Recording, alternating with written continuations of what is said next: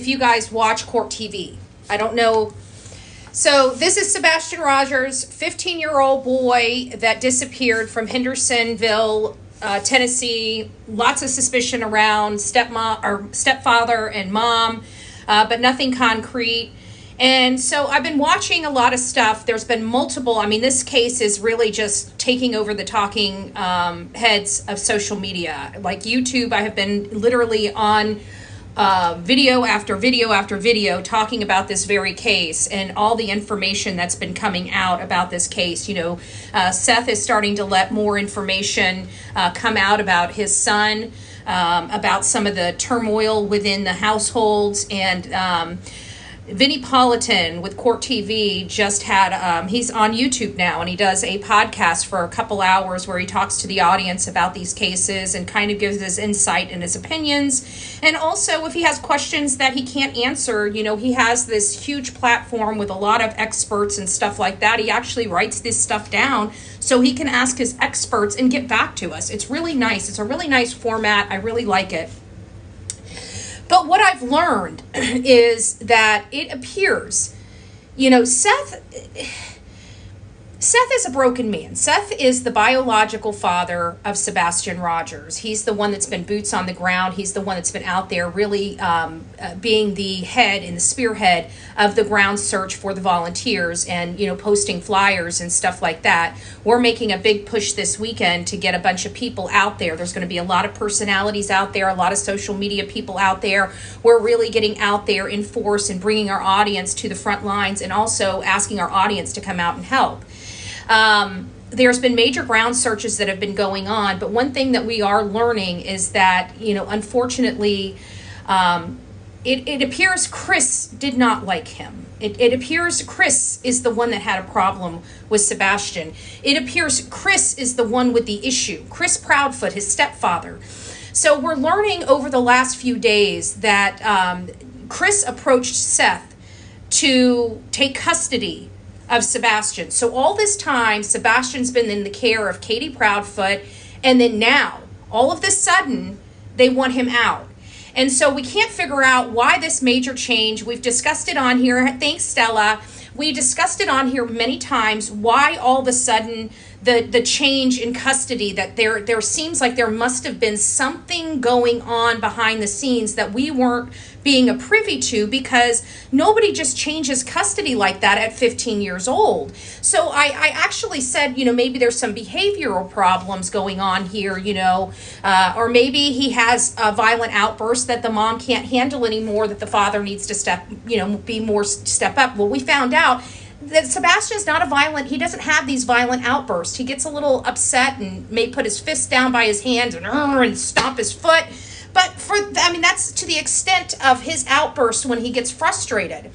And some people that have autistic children, it's much more violent, unfortunately, but it's their illness, and it's something that they love their children, and they learn to, de-escalate those situations and stuff like that. But they didn't have that problem with Sebastian.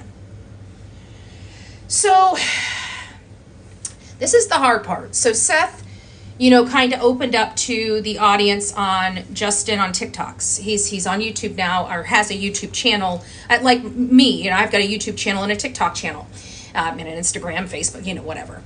But he was on there with Seth's father, and Seth's father opened up about, you know, Sebastian being essayed by a 13-year-old boy in California under his mother's care.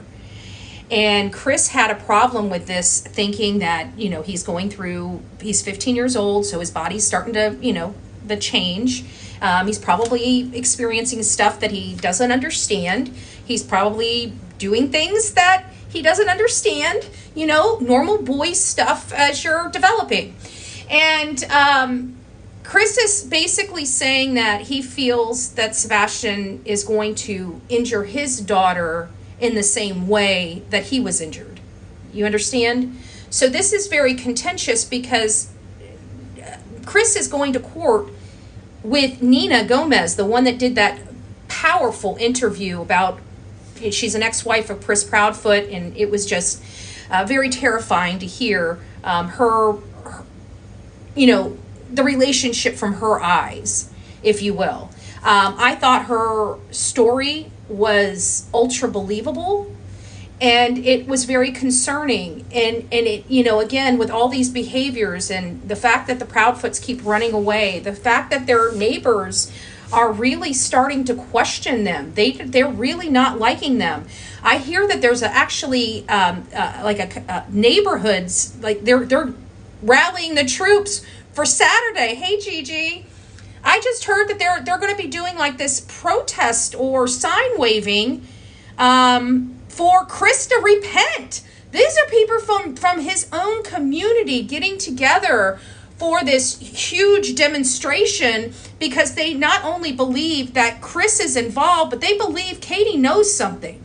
And this is their own community. And you know, I'm sorry, but you know, your neighbors kind of know what's going on. You know what I'm saying? And if they're doing all this, I'd have to think that, you know, they have some really, really uneasy suspicions. And that's, everybody always, you know, when it comes to media, I just wanted to say this to all the people out there, because I'm going to be uploading this to other channels and stuff like that.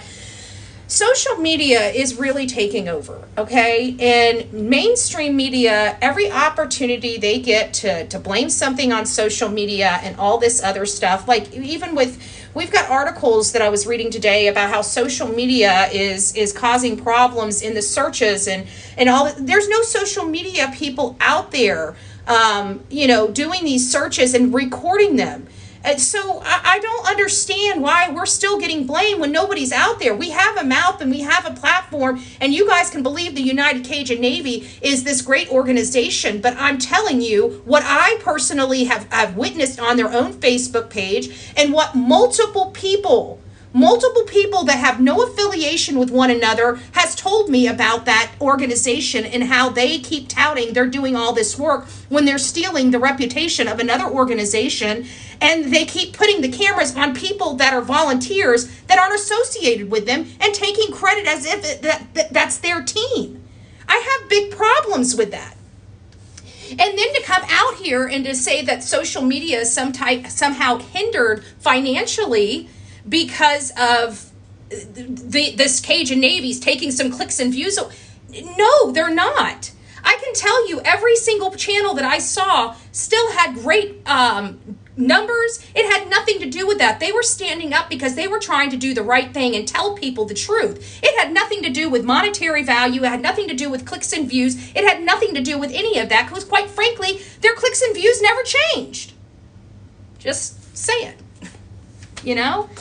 But, you know, it always comes down to that when it comes to social media and us calling out bad actors. And I'm sorry, the United Cajun Navy, in my opinion, are bad actors, and they thwarted searches, ground searches for days to sit in a parking lot to collect donations, and everybody is silent about that. Everybody. And I'm not going to be. So with this being said, one thing we did find out from Vinnie Politan is that he was essayed, and that there is this behind the scenes major issue with Sebastian in being at that particular house. Now, while he was going through his conversation with Seth and showing Seth certain videos of interviews with Katy Proudfoot and Christopher Proudfoot, there was one where he directed Chris over to Chronicles of Olivia, and he actually played a clip for Seth from Chronicles of Olivia. And it was the one where they were talking about the cousin coming over. And you see Katy pan over to Chris to confirm that what she's saying is accurate. And it's right then and there that I think everybody believes that Chris never was in Memphis that weekend and was actually home, because why and how would he know when she spoke to him and at what time she left to go get the cousin? If you go back and look at it, she's confirming with him information that he knows to be true. So if he knows it to be true, there's only one explanation for that he was there, in my opinion.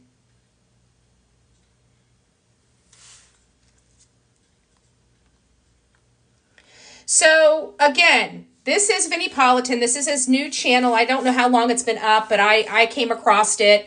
If you know anything about me, I'm a major Vinnie Politan fan. I love Court TV. I think they are just rock star people. I love hearing his perspective.